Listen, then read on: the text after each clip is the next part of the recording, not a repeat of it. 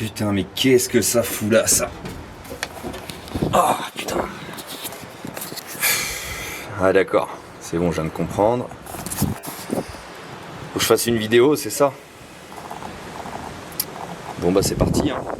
Bon, bah, puisqu'apparemment, c'est forcé, on me force, bah, je vais faire une vidéo, en fait, tout simplement sur le truc qui est juste à côté de moi, là, que je vous ai pas encore montré.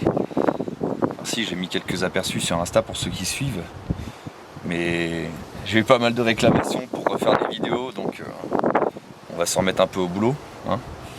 J'ai 2-3 choses à vous montrer. Bon, on va commencer par le commencement. Voilà, on tape dans le vif du sujet.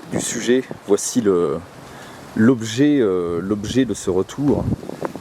Vous remarquerez que j'ai acquis ça il y a quelques temps maintenant. Ça va faire à peu près 2 mois qu'elle est là. Bon, bien sûr, la voiture est neuve, comme vous pouvez le constater. Je l'ai eu avec un set de jantes tout neuf et des pneus neufs. Donc sur ça, je pense que j'ai fait une super bonne affaire. Ils sont vraiment neufs, hein. C'est des pneus de 2024. Donc voilà. Et bien sûr, on a le pachyderme garé juste à côté. Il y a une petite différence de gabarit. Juste de gabarit, hein, parce qu'en termes de longueur, elle est aussi longue que lui. Bref, donc vous m'excuserez pour la zone qui n'est pas forcément trop ensoleillée. Il est midi là à peu près, donc on n'a pas encore le soleil qui tape de ce coin là, donc on la voit à l'ombre, mais c'est bien, ça cache un peu les défauts. Donc j'ai acheté cette poubelle, qui n'en est pas vraiment une, mais qui en est quand même un petit peu une.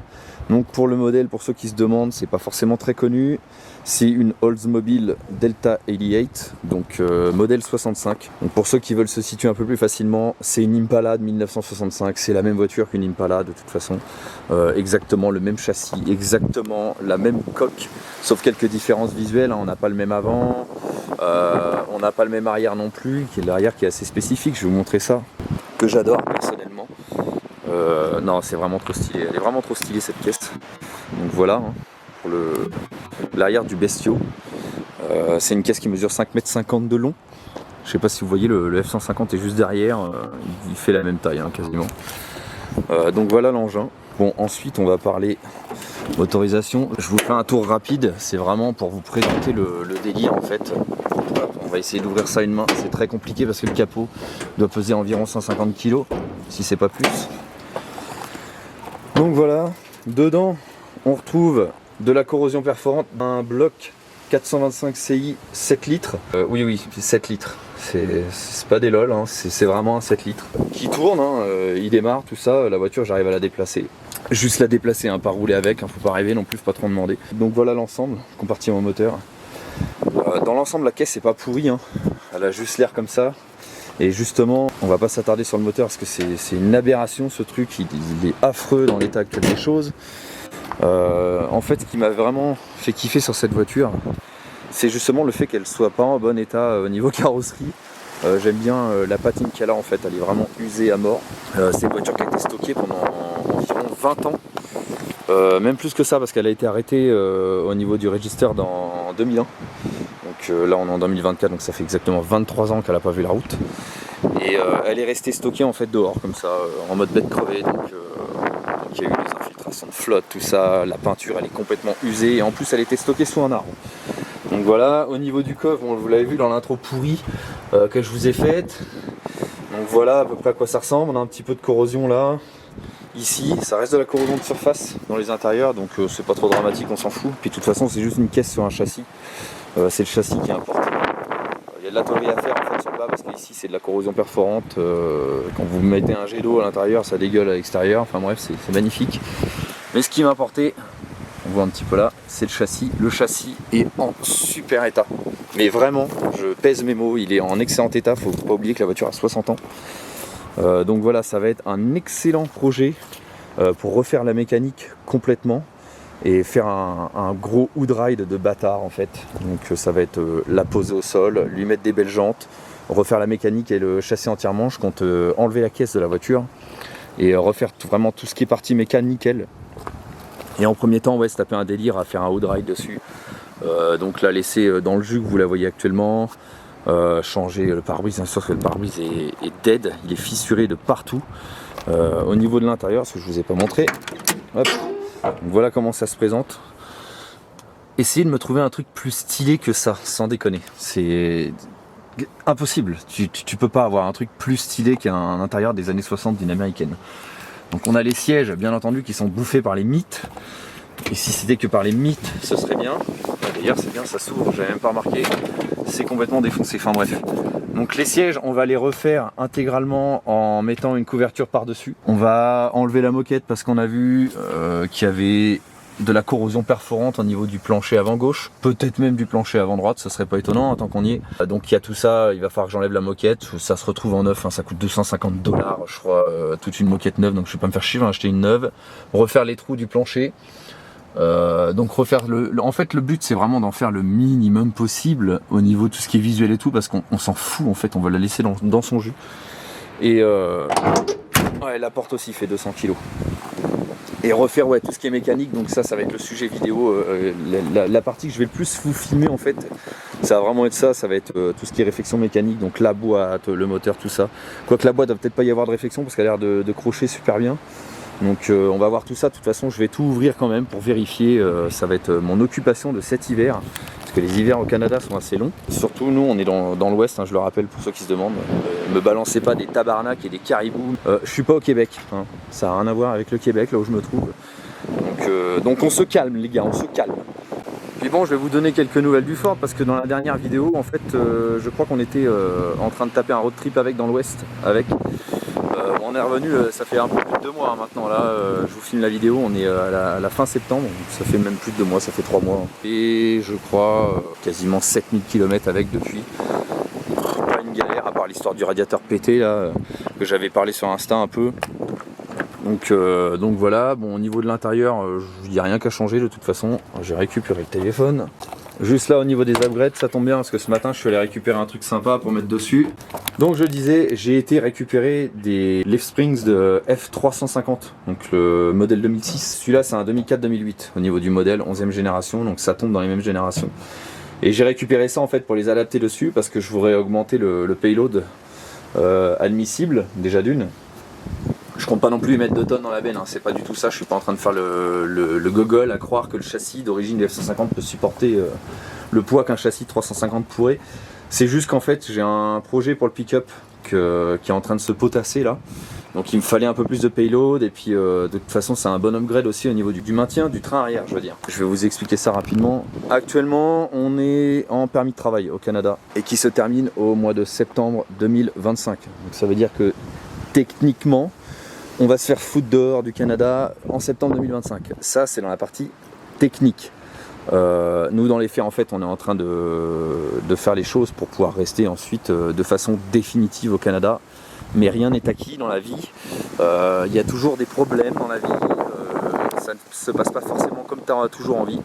Donc voilà, on ne sait pas comment on va être demain. C'est pour ça aussi que je ne veux pas m'engager à faire une restauration intégrale là-dessus, si c'est pour devoir la vendre dans 6 mois.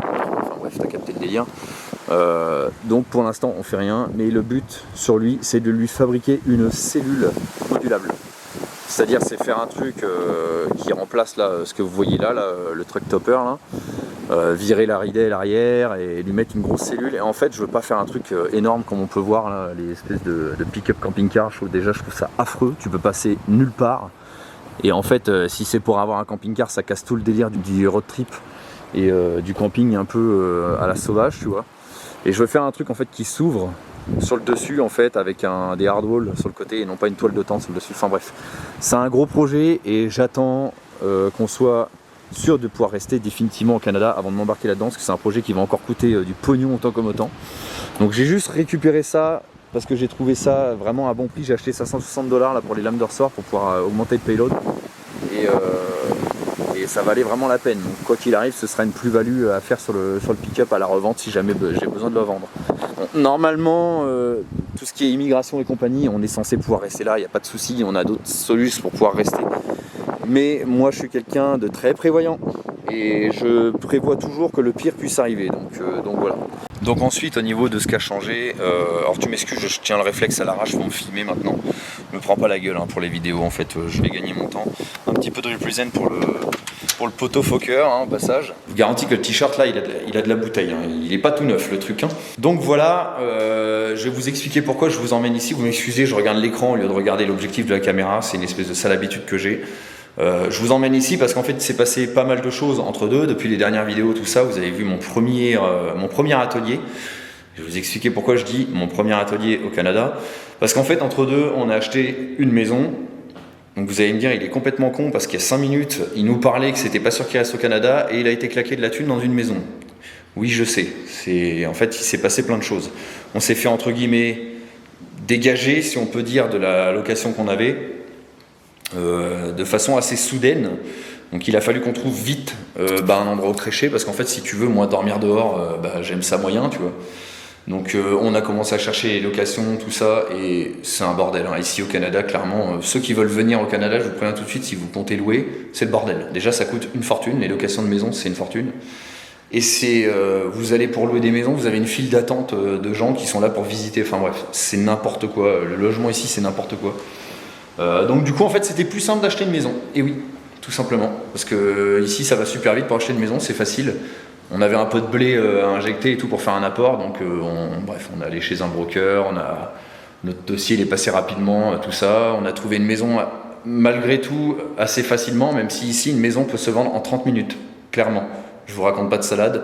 Une maison ici, vous la visitez, si elle est au bon prix et qu'il y a du monde dessus, en 30 minutes c'est vendu. Donc tu viens visiter la maison, une fois que tu as fini ta visite qui dure 10 minutes, tu dis j'achète ou j'achète pas, tu vois, c'est tout de suite, enfin bref. Donc on a trouvé cette maison, je vais pas m'amuser à vous faire visiter l'intérieur de la maison parce que c'est pas le sujet du tout de la vidéo et puis c'est entre guillemets privé. Mais par contre je vais vous montrer l'atelier. C'est dommage, j'ai pas filmé dans l'état qu'il était quand je l'ai eu parce que j'ai fait énormément de travaux dedans. Je vous filme ça tout de suite. Donc voici le nouvel atelier et son bordel parce qu'en fait j'ai pas encore fini les travaux. Donc qu'est-ce qui a été fait dans cet atelier là? Alors déjà pour préciser au début, vous m'excusez pour la zone d'ombre qu'on a là, j'ai encore des lumières installées là. Et en fait ouais, cet atelier, je suis arrivé, c'était Bagdad là-dedans. Il y avait une grosse furnace pour chauffer et tout ici, mais la machine est énorme qui te permet de chauffer 200 mètres carrés alors que le truc il en fait 50. Enfin bref, cet atelier est un tout petit peu plus petit que celui que j'avais en location juste avant, mais alors vraiment il n'y a pas grand chose de différence. Ça va absolument pas m'empêcher de faire ce que j'ai à faire, contrairement aux idées reçues de certaines personnes. C'est pas parce que j'ai pas de place que je vais pas refaire une bagnole à neuf si j'ai envie en fait. À un moment donné, il faut sortir les doigts du cul, il faut savoir ce qu'on veut. Donc dedans en fait, j'ai poncé intégralement tous les murs, rebouché les trous, viré tous les vieux meubles qu'il y avait dedans, etc. J'ai refait donc du coup toute la peinture des murs en blanche. La peinture du plafond, j'ai mis une couche vite fait parce que c'est même plus jaune en fait. Il était encore plus jaune que les dents d'un fumeur qui fume 3 paquets de clopes par jour depuis 40 ans. Enfin bref. Donc j'ai refait ça, j'ai fait quelques rangements en haut, le filet de compresseur qui est là, et j'ai foutu un sol en époxy. En fait, j'ai fait un sol en époxy. Donc c'est putain de résistant. Bon, mon défaut c'est que j'ai pas rebouché les fissures avec du mastic ou quoi avant de le faire. J'aurais pu le faire, c'est vrai, mais je vous avoue que je me suis pas trop fait chier, j'ai voulu que ça aille assez vite. J'ai refait les portes d'entrée du garage, enfin bref, voilà, j'ai viré la grosse furnace dégueulasse qu'il y avait là. Et je suis encore en phase d'aménagement parce que j'ai encore des trucs à faire. Mais voilà, bon là on se rend pas forcément compte des dimensions. En plus l'objectif de l'appareil photo avec lequel je filme, il a tendance à quand même pas mal déformer l'image. Mais je rentre aisément la Delta et le F-150 dedans. Donc bon, quand le F-150 est dedans, j'ai plus de place pour tourner, mais je peux rentrer la voiture et bosser assez facilement dedans.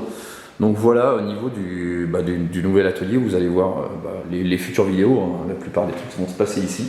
Donc là, comme je vous disais, ici là, on est fin septembre au moment où je tourne cette vidéo, donc il n'y a pas encore le froid, hein, encore hier on avait 32 degrés, plein soleil, enfin, en même temps il y a du soleil tous les jours. Ici c'est comme la Californie, sauf qu'il fait froid l'hiver. Mais c'est pareil, hein, c'est le même climat, on est climat sec et tout le bordel, enfin bref. Je vais pas attaquer du coup tout de suite la mécanique sur la voiture parce que j'ai encore des choses à finir dans l'atelier.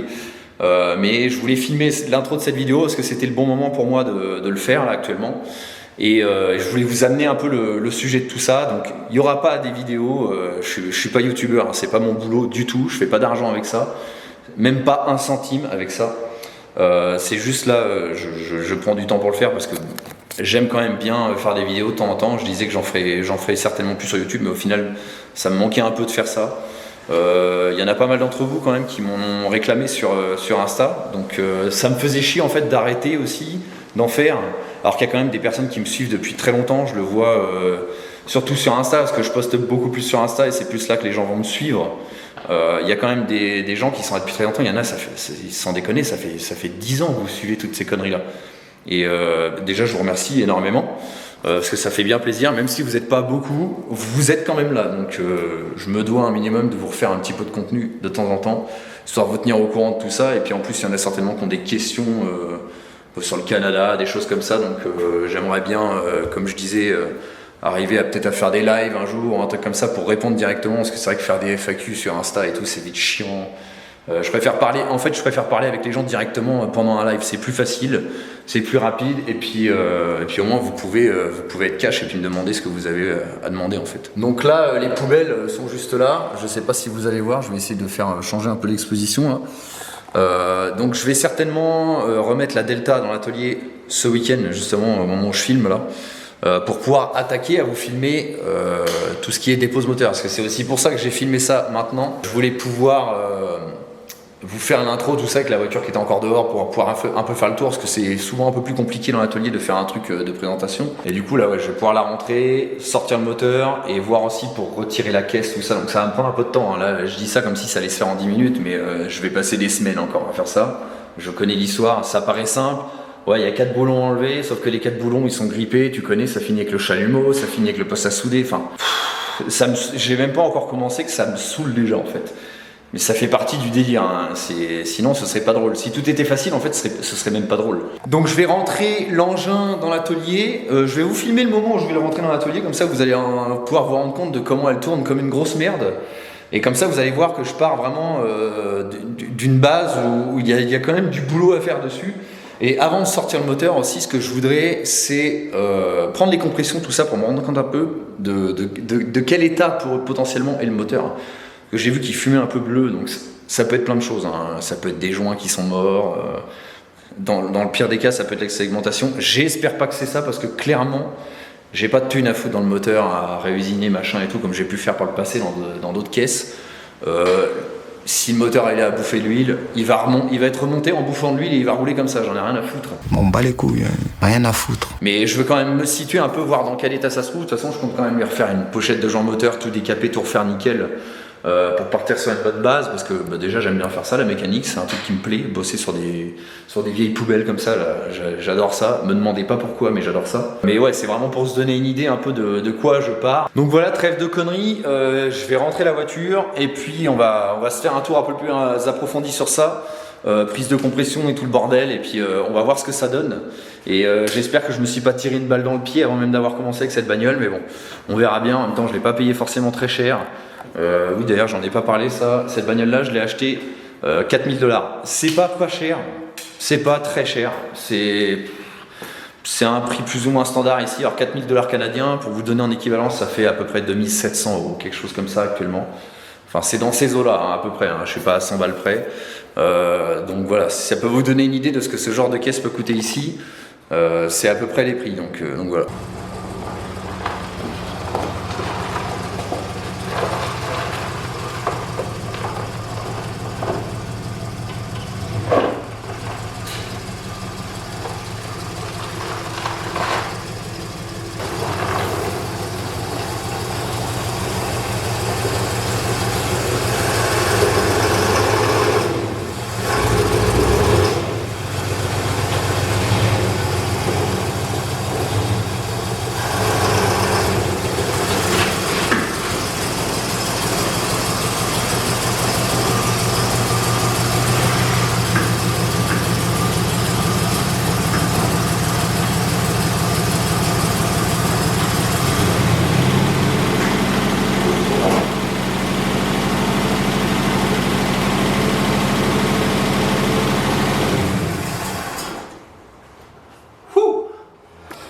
Bon, l'engin est rentré, c'est pas sans mal, hein, parce que quand tu gonfles ce pneu là, si on peut appeler ça un pneu, il te reste environ 3 minutes pour pouvoir rentrer avant qu'il soit à plat. Donc voilà, elle est rentrée dedans. Je vais peut-être la reculer un peu à la main après. Mais bon, c'est pour vous donner une idée un peu de la taille du bordel, quoi. Enfin, c'est absurde, c'est vraiment absurde. Et je vais vous montrer mon installation de fortune pour la démarrer parce qu'en fait, donc voilà, je suis relié en direct dans un petit jerrycan. Donc là, juste pour la déplacer de 10 mètres, là, j'ai dû consommer l'équivalent de 10 litres de carburant, peut-être. Non, j'exagère un peu. Donc ouais, je suis branché en direct parce qu'en fait, la ligne qui relie le réservoir jusqu'au moteur, il y a quelque chose qui bouge. L'essence n'arrive pas. J'avais changé la pompe à essence pour rien, pour la démarrer. Mais sinon, voilà, ça tourne, ça fume sa race. Là, ça m'a laissé plein de fumée là dans le garage. Mais oh, le beau soleil canadien, excusez-moi. Non mais sérieux, regardez-moi cette tuerie. C'est vraiment une tuerie cette caisse. Faut faire gaffe à la sale bosse qu'on a là sur le montant arrière. Mais ouais, elle a vraiment une putain de dégaine. Je sais pas ce que vous en pensez, vous. Dites-le moi dans les commentaires de la vidéo. Et moi perso, je suis fan. Quand je suis allé la voir, de toute façon, je suis tombé amoureux de la voiture directement. C'est un truc de dingue. Non, elle a vraiment trop de style cette caisse. Beaucoup trop de style. Voilà. On a les pare-chocs un peu rusty hein, à l'arrière. Tout ça, ce sera rechromé par la suite, réparé et rechromé. Parce qu'ici, on n'est pas trop emmerdé. Il y a des entreprises qui le font, donc on n'est pas emmerdé avec ça. Vous m'excusez 2 minutes, je vais sortir de l'atelier parce que là, c'est irrespirable. Elle m'a lâché un gaz toxique, la voiture là. C'est infernal. Donc je vais pouvoir attaquer ça, juste déjà de prendre les compressions. Je vais pas faire ça là parce que là on est le soir. Ça tout de suite, mais je pense que demain je vais faire des prises de compression là-dessus et voir un peu ce que ça donne. Ça donne une idée, hein. Ça veut absolument rien dire la compression. Vous pouvez en perdre par une soupape ou un truc comme ça. Il y a plein de raisons qui fait que vous n'ayez pas de compression. Ça se trouve sur un moteur. Donc ça va déjà nous donner une idée dans quoi on s'aventure. Bon, donc je vais commencer déjà par virer toutes les bougies. Putain, tu ouvres le capot, tu prends de la rouille sur la gueule, c'est génial. Je vais commencer par enlever toutes les bougies déjà pour que le démarreur force pas trop pour faire le test de compression. Donc les bougies, regardez un peu le délire. Il n'y a quasiment pas de filetage en fait sur les bougies d'origine. J'en ai fait des bagnoles mais c'est la première fois que je vois ça. C'est peut-être en surprendre certains mais j'ai jamais vu une bougie avec si peu de filetage. Donc allez go, je vais démonter tout ça.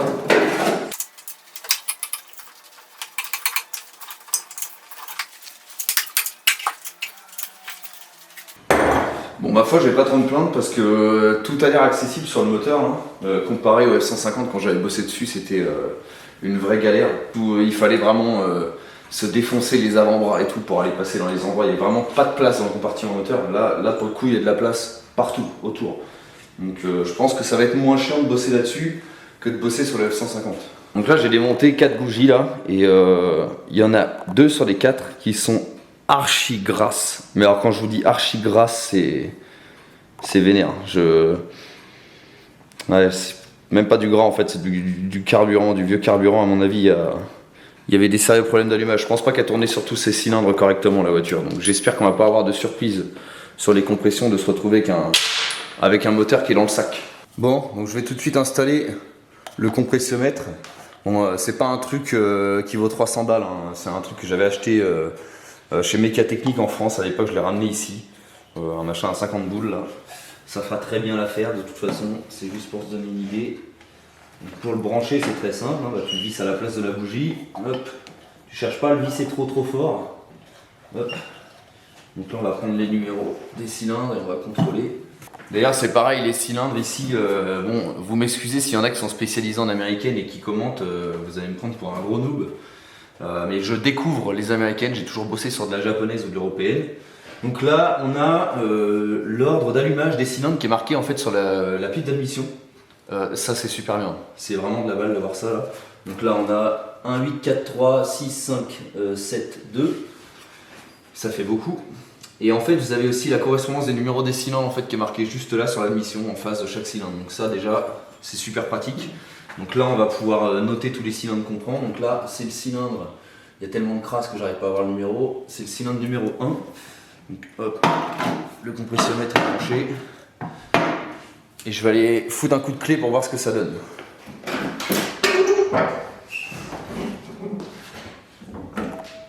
Bon, j'ai un souci avec le NEMA de ma voiture, il déconnait très souvent quand j'essaie de la démarrer, donc il va falloir que je la foute avec un câble en direct pour relancer le démarreur. C'est une galère tant que j'ai pas démonté le moteur et refait les choses, ça va être un bordel, donc on va se démerder comme ça. Donc déjà là je viens de faire tourner pour voir la compression sur le premier cylindre, j'ai à peine 5 bars, donc déjà on est très mal parti. Je sais que c'est peut-être un moteur avec une basse compression, mais enfin faut pas exagérer quand même. Donc là je vais tester le deuxième.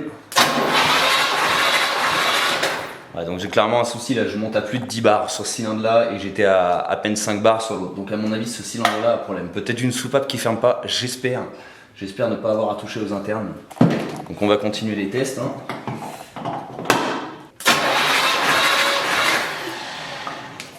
« 10 bars 5 également sur ce cylindre là. 10 bars 5 encore une fois. Donc on a vraiment, en tout cas sur ce côté-là du bloc moteur, on a vraiment le cylindre numéro 1 qui a un souci. Donc peut-être soupape, peut-être segment, je sais pas. Ça me paraît bizarre qu'il y ait un seul cylindre qui soit autant usé que ça en fait, avec si peu de compression. Donc j'ai des gros doutes à mon avis sur une soupape qui ferme mal. Ou encore pire, une soupape qui soit, je sais pas, qui soit pétée. J'ai déjà vu des moteurs avec un morceau de soupape en moins. Ça arrive à tourner mais ça tourne pas correctement. Et c'est vrai qu'elle pétaradait pas mal et tout, et ça pourrait expliquer aussi peut-être le fait qu'elle brûlait de l'huile ou quoi que ce soit.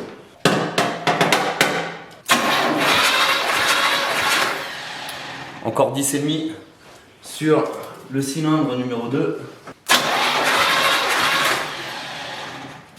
10,5, 11 sur le cylindre numéro 4. 9 bars sur le cylindre numéro, j'arrive pas à lire le numéro donc on s'en fout. En tout cas il y a 9 bars sur ce cylindre là. Donc on a déjà 2 cylindres qui ont un souci. Bon, même si 9 bars ça va, la différence d'une barre elle est pas non plus alarmante on va dire. Et justement les 2 bougies que je vous disais qui étaient vachement grasses correspondent étrangement au cylindre en fait où j'ai une perte de compression. Donc à mon avis un problème de fermeture je veux dire de soupape. Et on a bien 10 bars 5, donc on a vraiment 2 soucis avec les cylindres. Donc on a le cylindre numéro 1 et le cylindre numéro je sais plus combien qui ont des soucis de compression. Donc ça on va voir quand on va l'ouvrir, de toute façon ça devrait se voir au niveau des sièges de soupape ou quoi, donc je devrais arriver à me rendre compte de ça. Donc maintenant déjà que j'ai une idée sur quoi m'attendre, je vais pouvoir commencer à démonter pour sortir le moteur. Parce que je veux de toute façon sortir le moteur avant d'enlever la caisse du châssis. Pour pouvoir commencer déjà à investiguer sur le moteur et voir ce que j'ai besoin d'acheter comme pièce. Bon, donc là c'est parti, je vais aller chercher la chèvre, enfin la grue d'atelier et je vais attaquer le démontage. Normalement il n'y a pas grand chose à virer pour sortir le moteur et je vais le sortir tout de suite, et je pense même que je vais, dès qu'il va être sorti et qu'il va être suspendu sur quelque chose là, je vais le déculasser direct parce que j'ai besoin de me rassurer de savoir si j'ai pas des cylindres de niquer. Dans le cas échéant, si j'ai que des segments à changer, bon, ça me fait pas trop chier. Les segments, ça doit coûter à peine 100 $ le kit de segments là-dessus, en prenant de la qualité d'origine, parce que je mets pas de chinoiserie là-dessus. Donc ça, bon, je m'en fous un peu à la rigueur, mais ce que je voudrais pas, c'est d'avoir des cylindres ovalisés ou une énorme marque dans les cylindres concernés. J'espère pas. J'espère vraiment que c'est juste une soupape qui est ken ou qui ferme mal ou un truc comme ça. Mais je pense quand même que c'est des soupapes, parce que si c'était des segments, j'aurais pas soit une aussi grosse perte et l'histoire en fait des bougies un peu grasses, je pense que c'est des problèmes de combustion. Donc si les soupapes ferment mal, tout ça, je pense qu'il y a des résidus de carburant qui se sont accumulés, etc. Enfin bref, on va en avoir le cœur net dès que ça va être ouvert.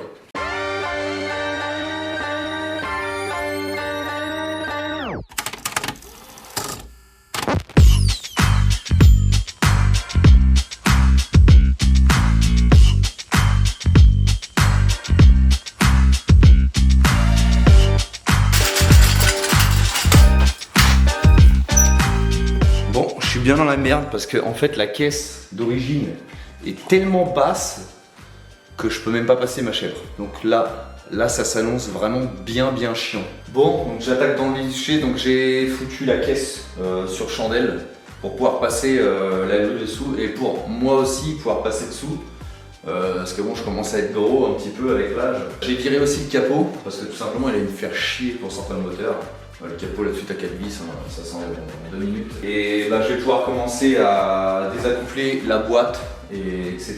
La boîte je vais la laisser dedans, de toute façon comme je compte décoquer après, je vais pas m'emmerder à sortir l'ensemble moteur-boîte tout de suite. parce que j'ai peur de me faire chier vu que je suis tout seul en fait pour sortir tout ça, pour la mettre en biais, tout ça. J'ai un équilibreur moteur mais j'ai pas trop envie de me faire chier, donc je pense que je vais désaccoupler la boîte. Enfin, on va voir comment ça se goupille au démontage. Donc allez go, c'est parti.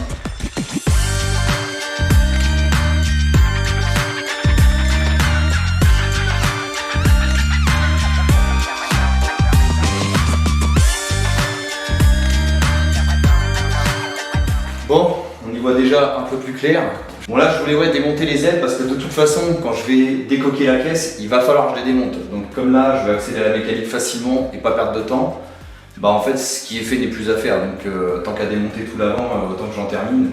Là je vais faire pareil de l'autre côté. Je vais pas vous filmer ça parce que c'est la même chose que là. On avait toute cette zone là en fait du passage de roue intérieur. Ici c'est pourri, c'est inexistant. Le support de batterie il n'existe même plus, c'est bouffé de rouille. C'est vraiment en sale état. Je vais avoir toute cette partie là moi à refabriquer. Je vais pas refaire ça d'origine, je vais faire ça mieux parce que d'origine c'est de la merde, c'est super mal conçu, c'est américain. On va voir pour refaire tout ça. Oh la vache. Ah ouais, c'est vraiment pourri de chez pourri quoi. Alors, attendez, faut que je vous montre ça là, vite fait. Hop, je vous emmène avec moi. Donc voilà les dégâts. Je sais pas si vous voyez la pourriture qu'il y a eu dans ce coin là. Ça c'est sûr et certain, il y a une batterie qui a été laissée là et qui a fui à mort. L'acide elle est restée dans le métal et ça a fait son œuvre pendant des années. Parce que quand on regarde de l'autre côté, hop, de l'autre côté c'est impeccable. Donc il n'y a vraiment pas de galère de ce côté là. Et d'ailleurs je vais me servir de ce côté là pour faire le modèle pour l'autre, pour refaire tout ça.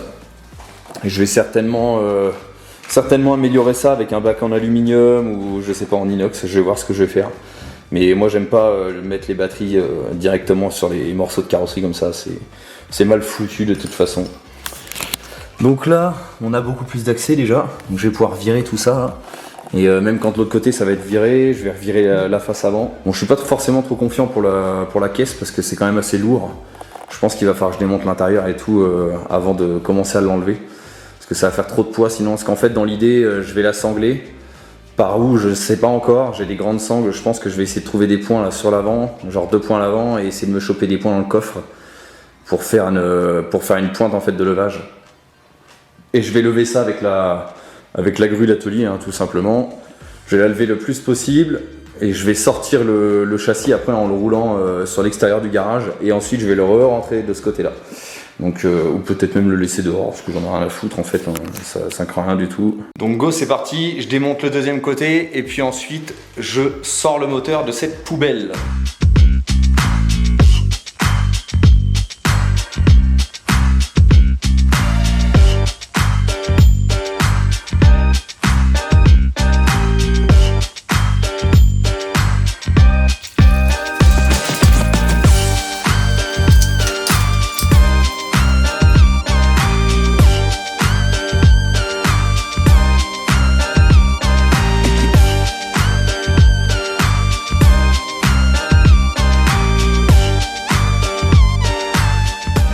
C'est que maintenant j'ai de la place pour passer la grue d'atelier.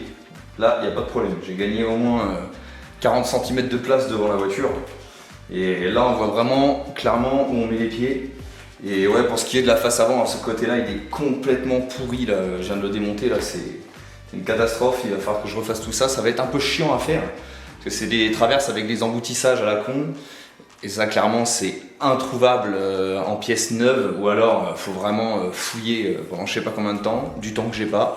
Donc j'ai autre chose à faire que de courir après les caisses, je vais les refabriquer. Mais sinon ouais, il y a beaucoup plus d'accès là, ça va être beaucoup plus simple que ce que je pensais en fait pour sortir le moteur.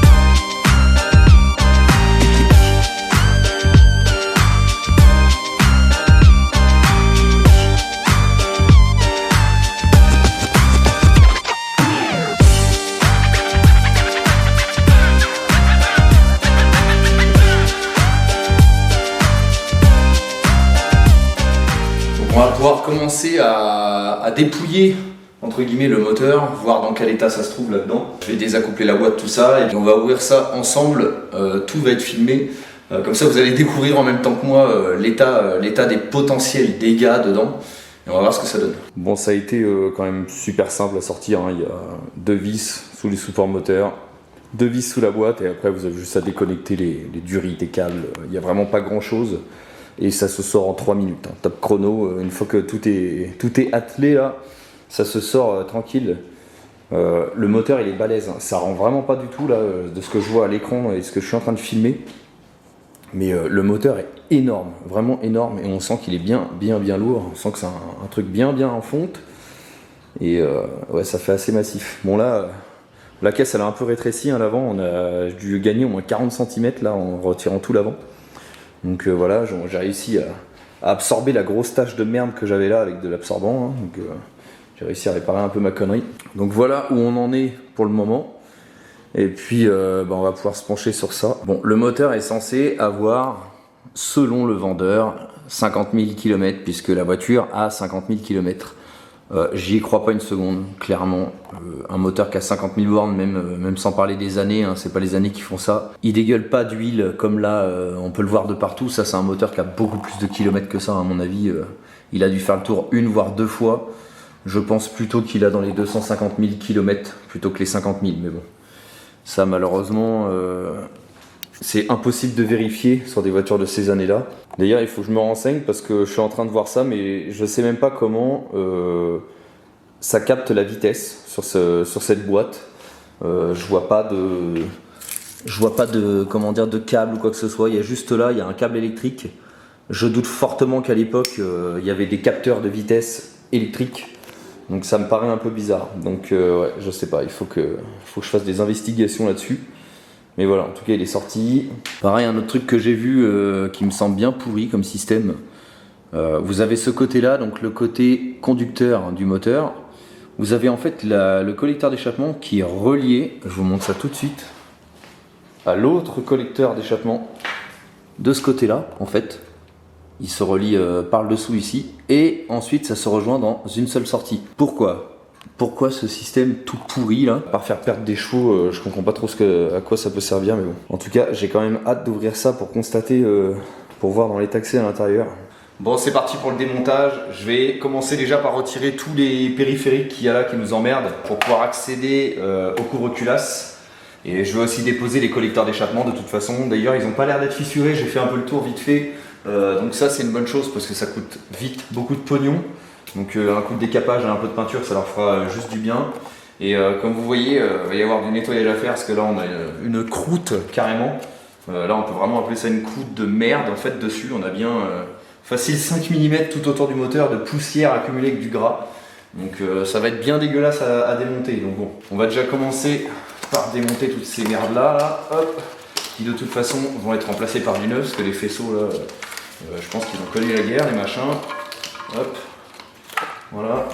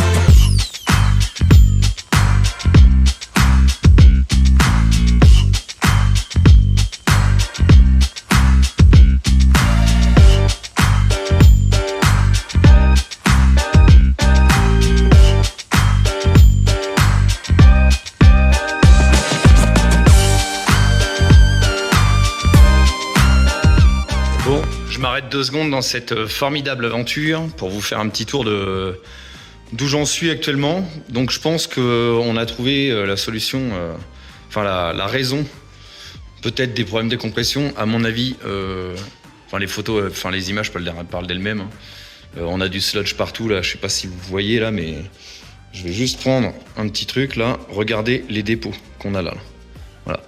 Donc ça, y a rien de pire pour flinguer un moteur en fait. Tout simplement, ce moteur là, il a pas été entretenu. Il y a eu de l'huile là-dedans qui a cramé de chez cramé. Il suffit de voir juste le dépôt qu'il y a dessus, c'est incroyable. J'ai jamais vu ça encore. Hein. Là, encrassé à ce point-là, j'ai vraiment jamais vu ça. Donc, je vais continuer de démonter de toute façon, pas le choix. J'espère vraiment pas trouver de surprise justement dans ce cylindre-là, parce que c'était... non, je dis des conneries, c'était ce cylindre-là qui posait problème, donc 9 bars dans celui-là. Et on avait, dans le cylindre correspondant ici, on avait 5 bars, à peine. Donc j'espère vraiment pas avoir de surprise, parce que ça me rassure vraiment pas du tout, hein, de voir le dépôt de carbone et tout là-dedans, là, ça me fait vraiment flipper.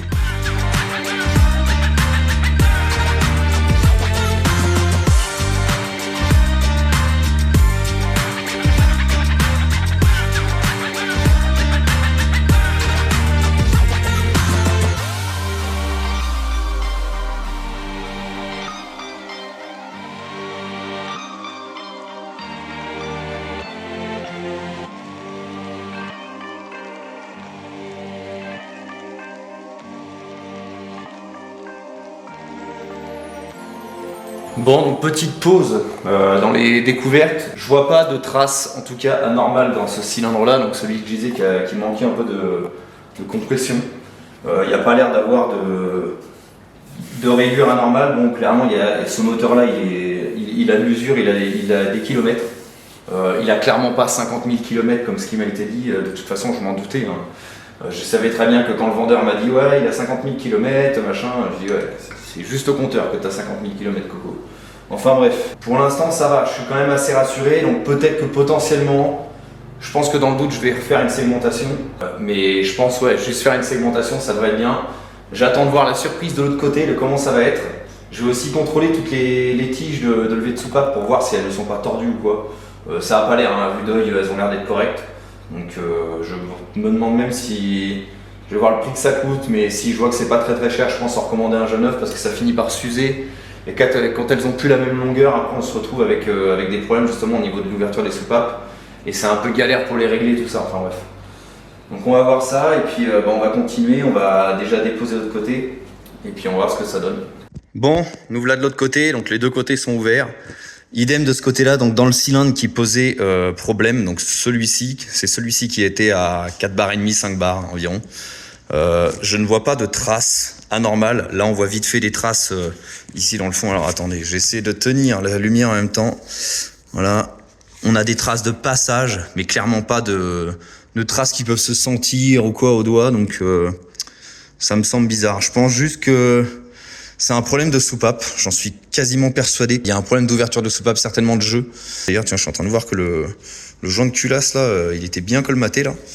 Donc, va y avoir vraiment un sacré coup de nettoyage à mettre dans ce moteur. Ensuite, c'est pareil, les autres cylindres, je suis en train de regarder, je vois pas de traces anormales ou quoi que ce soit dedans. Donc, bon, je pense qu'on va vraiment, juste par précaution, refaire une segmentation. On va refaire un honnage des cylindres, puis ça ira très bien de toute façon pour ce que c'est faire. Et puis au moins on repartira avec un minimum clean. Parce que là c'est pareil, je sais pas si vous voyez le sludge qu'il y a là-dedans. Hein. C'est vraiment dégueulasse, c'est incroyable, j'ai jamais vu ça. Vraiment j'ai jamais vu ça. Donc je vais continuer de nettoyer tout ça, parce que je sais pas si vous voyez le tas de merde qu'il y a partout là. Donc je vais déposer le démarreur qui est resté fixé dessus, tout ça, et je vais lui mettre un gros coup de nettoyage. Et ensuite, je vais pouvoir le retourner pour regarder un peu au niveau bas moteur si je trouve pas des surprises dans le carter ou quoi que ce soit. Bon, et puisqu'on est dans les découvertes, je viens d'en faire une là. Donc, je disais qu'il y avait un cylindre qui avait plus que à peine 5 bars. Et j'étais quasiment certain que c'était un problème de soupape. Et en fait, j'ai regardé les culasses et j'ai trouvé le problème. Vous voyez, ça c'est un cylindre qui va très bien, malgré qu'il y ait beaucoup de dépôts, tout ça. Et ça, c'est le cylindre problématique. Je vais essayer de vous mettre bien ça en évidence. Donc, vous voyez la soupape d'échappement, là. Donc, la grosse, c'est celle d'admission et la petite d'échappement. Et elle est complètement bouffée, en fait. Tout ça. Alors, tu vois, ça, c'est une soupape d'échappement. Ça, c'est une soupape d'échappement. Ici, on voit bien là, elle est bouffée et fissurée même. Donc, on n'a pas besoin de chercher plus loin. Donc, je vais devoir démonter toutes les soupapes. De toute façon, j'avais prévu de refaire les culasses, donc c'est pas un problème. Et changer cette soupape là.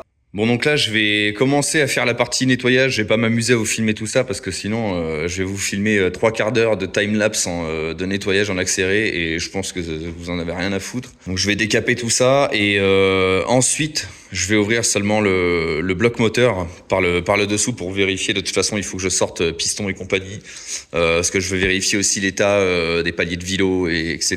Je veux vraiment tout vérifier quand même avant de remonter. Vérifier que ce soit pas qu'il y ait pas des trucs pas normaux comme ça là par exemple là. Mais en attendant ouais, je vais tout décaper et comme ça je vais pouvoir filmer du coup pour vous montrer un peu l'état du bas moteur en espérant que ce soit vraiment concluant quoi. Je vais pouvoir faire le listing de toutes les pièces que j'ai besoin de commander pour refoutre ça en route sainement. Ce sera pas un moteur restauré à neuf, c'est pas un rebuild, c'est juste on va dire une très très grosse révision. Parce que de toute façon, c'est pas une voiture qui va faire 15 000 km par an, hein, qu'on se dise, donc ça sert à rien d'aller... je vois trop souvent ça, les gars, ils ont des moteurs qui sont tournants et ils vont mettre 15 000 dans un moteur pour une voiture qui fait pas de borne. En fait, révisez-les juste. Un moteur, en fait, dès qu'il tourne, c'est qu'il va déjà de base un minimum correctement.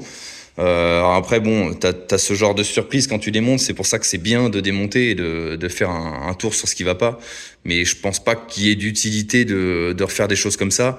Surtout que comme je disais en début de vidéo, au niveau de cette caisse, j'ai des projets pour elle plus tard, mais je suis en attente de savoir quel va être mon statut, si je peux rester au Canada ou pas dans les années qui vont venir. C'est pour ça que pour l'instant je m'engage à rien de gros, mais j'ai vraiment des bons projets dont je vous parlerai plus tard là-dessus, et ça devrait être cool d'ailleurs. Mais en attendant, ce moteur-là fera très bien l'affaire.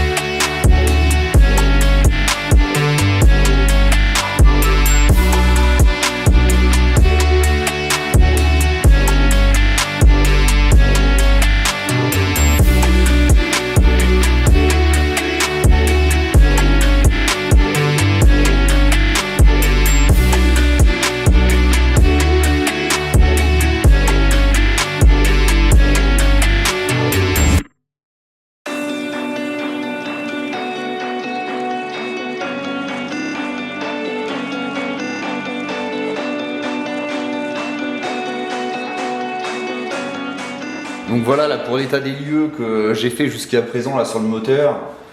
J'ai pas eu forcément trop de mauvaises surprises à part le coup de la soupape que je vous ai montré juste avant. Bon ça c'est pas trop un problème, j'ai regardé, les soupapes se vendent que par deux, j'en ai besoin de qu'une mais c'est pas grave. Ça vaut 24 $ les deux soupapes. Donc clairement c'est pas trop un gros problème. Là ce que j'espère c'est que quand je vais démonter c'est ne pas avoir de surprise et voir le siège de bouffer. J'espère que je vais réussir à avoir ça juste en rodant les soupapes, on verra bien. Comme je disais, comme j'ai dit plusieurs fois depuis le début de la vidéo, il n'y a pas de budget en fait pour ce moteur, c'est vraiment juste je l'ai démonté pour vérifier l'état, pour quand même changer quelques pièces s'il y a des besoins. Comme je disais, la segmentation je vais la changer, en plus c'est pas très cher là-dessus, c'est à peine 100 $. Donc on va repartir sur une segmentation neuve, juste un coup de rodoir dans les cylindres histoire de refaire quelques traces pour la lubrification, puis surtout pour monter avec des segments neufs. Mais je pense que ça va s'arrêter là, de toute façon ça va pas aller bien loin. Et après j'ai aussi réflexion du carbu, tout ça à faire, donc ça va faire pas mal de trucs à vous montrer dans les vidéos. Là je vais terminer cette vidéo en faisant la dépose justement des soupapes pour vous montrer un peu l'état de la culasse, tout ça, et qu'on en finisse en fait sur la partie démontage du moteur. Et toute la suite se fera dans la vidéo suivante, donc tout ce qui va être remontage, comme ça vous allez voir quand tout va être déjà nettoyé, on va y voir un peu plus clair. Et peut-être que je vais voir des surprises après les nettoyages, j'espère pas. Donc on verra bien ce que ça donne.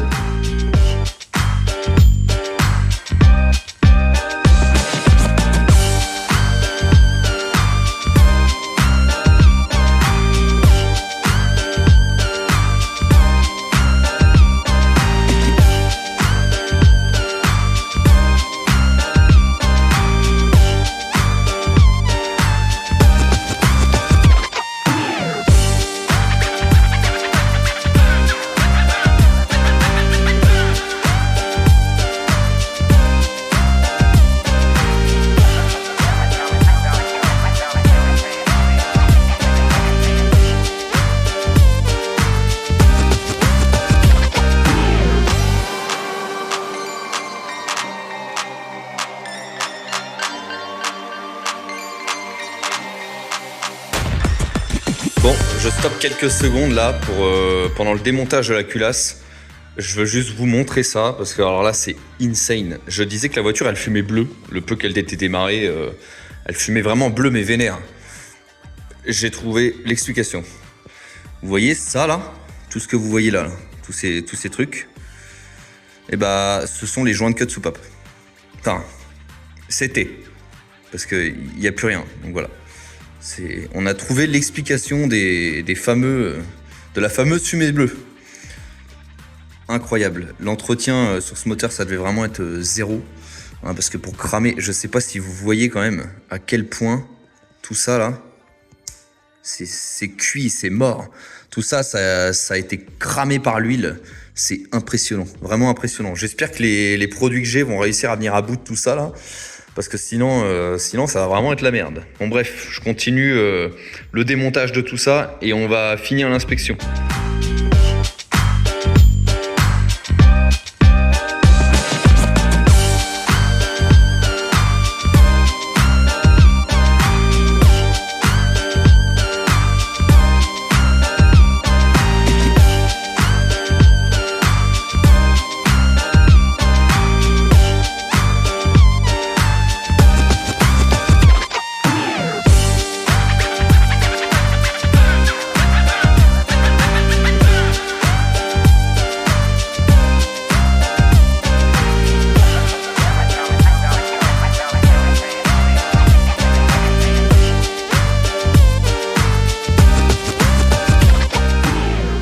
Donc là, ça va être la fin concernant cet épisode-là, donc la première partie, donc tout ce qui est démontage, tout ça est terminé.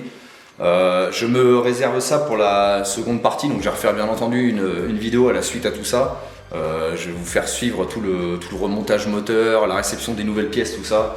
Je vais faire là mon listing de ce que j'ai besoin, je vais commander, ça devrait arriver assez vite normalement. De ce que j'ai vu en tout cas sur le moteur, de ce que j'ai démonté, c'est quand même assez rassurant. Il y a 2-3 choses qui vont pas. Mais c'est pas la mort, je me suis pas retrouvé, je sais pas, j'ai une connerie avec une fissure sur le vélo, ou un piston pété, ou ce genre de conneries là que j'appréhendais un peu. Donc ça va en fait, c'est juste la grosse révision, gros nettoyage, changer les joints, tout ça, tout remettre ça au propre. et je pense qu'on partira sur des bases solides. Donc voilà, surtout n'hésitez pas à vous abonner à la chaîne si vous voulez voir la suite, tout ça. De toute façon je vais essayer de poster ça assez rapidement, je vais pas trop m'éterniser de toute façon là-dessus, il faut que ce soit remonté le plus vite possible, que j'ai au moins le moteur stocké, propre, prêt à remonter dans la voiture. J'ai prévu aussi de lui refaire peinture et compagnie, hein. On va pas remonter le moteur dégueulasse comme ça, vous vous doutez bien. Donc si vous voulez suivre tout ça, n'hésitez pas à vous abonner à la chaîne, laissez un pouce, ça fait plaisir, et surtout c'est très important, n'hésitez pas à commenter si vous avez envie si vous avez des questions ou quoi que ce soit sur ça, et puis même si vous avez envie de discuter un peu, n'hésitez pas à commenter sous la vidéo, je réponds aux commentaires, surtout n'hésitez pas. Donc voilà, ça va être la fin de la vidéo, puis je vous dis à la prochaine pour la suite du remontage sur la Delta 88, en espérant qu'on n'ait pas de nouvelles surprises d'ici là. Allez, ciao!